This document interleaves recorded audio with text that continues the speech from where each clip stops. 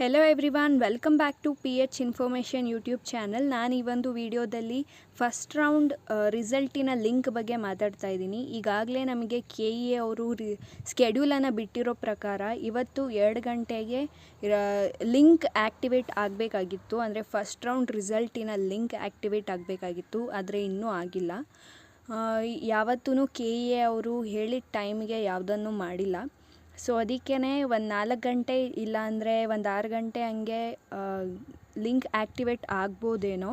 ಇಲ್ಲಾಂದರೆ ಮೋಕ್ ಅಲಾಟ್ಮೆಂಟಿಗೆ ಹೇಗೆ ಅವರು ಲಿಂಕನ್ನು ರಾತ್ರಿ ಬಿಟ್ಟರೋ ಅದೇ ಥರನೇ ರಿಸಲ್ಟನ್ನು ರಾತ್ರಿ ಬಿಡೋವಂಥ ಸಾಧ್ಯತೆ ತುಂಬಾ ಇದೆ.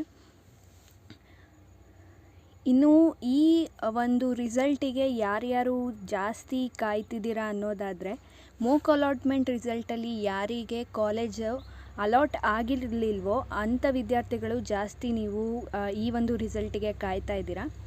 ಇವಾಗ ಅಕಸ್ಮಾತ್ ಫಸ್ಟ್ ರೌಂಡಲ್ಲೂ ನಮಗೆ ಕಾಲೇಜ್ ಅಲಾಟ್ ಆಗಲಿಲ್ಲ ಅಂದರೆ ನಾವೇನು ಮಾಡಬೇಕು ಅನ್ನೋದಾದರೆ, ನೀವೇನು ಮಾಡೋದಿರಲ್ಲ, ನೀವು ಡೈರೆಕ್ಟಾಗಿ ಸೆಕೆಂಡ್ ರೌಂಡಿಗೆ ಹೋಗ್ತೀರಾ. ಸೆಕೆಂಡ್ ರೌಂಡಲ್ಲಿ ನೀವು ಕಾಲೇಜಸ್ಗಳನ್ನ ಆ್ಯಡ್ ಮಾಡೋ ಅವಶ್ಯಕತೆಯೇ ಇರೋಲ್ಲ, ಅವರು ಆಪ್ಷನ್ನು ಕೂಡ ಕೊಡೋದಿಲ್ಲ. ಫಸ್ಟ್ ರೌಂಡಲ್ಲಿ ಮಾತ್ರ ನಿಮಗೆ ಆ್ಯಡ್ ಮಾಡೋ ಅಂಥ ಒಂದು ಚಾನ್ಸಸ್ಸನ್ನು ಕೊಡ್ತಾರೆ. ಸೆಕೆಂಡ್ ರೌಂಡಲ್ಲಿ ಅವರು ಕಾಲೇಜಸ್ಗಳನ್ನ ಆ್ಯಡ್ ಮಾಡೋದಕ್ಕೆ ನಿಮಗೆ ಆಪ್ಷನನ್ನು ಕೊಡೋದಿಲ್ಲ. ಸೊ ಏನಾಗುತ್ತೆ ಅನ್ನೋದಾದರೆ, ಫಸ್ಟ್ ರೌಂಡಲ್ಲಿ ನೀವು ಹಾಕಿರೋ ಅಂಥ ಕಾಲೇಜ್ಗಳು ಸೆಕೆಂಡ್ ರೌಂಡಿಗೆ ಡೈರೆಕ್ಟ್ ಹೋಗ್ತವೆ. ಅಲ್ಲಿ ನೀವು ಡಿಲೀಟ್ ಅಥವಾ ಮಾಡಿಫೈ ಮಾಡ್ಕೊಳ್ಳೋದಿರುತ್ತೆ ಕಾಲೇಜಸ್ಗಳನ್ನ, ಆ್ಯಡ್ ಅಂತೂ ಮಾಡೋದಕ್ಕೆ ಅವಕಾಶನೇ ಇರೋದಿಲ್ಲ.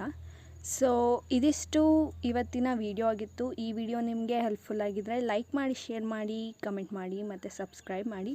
Thank you all. Thank you for watching my YouTube channel.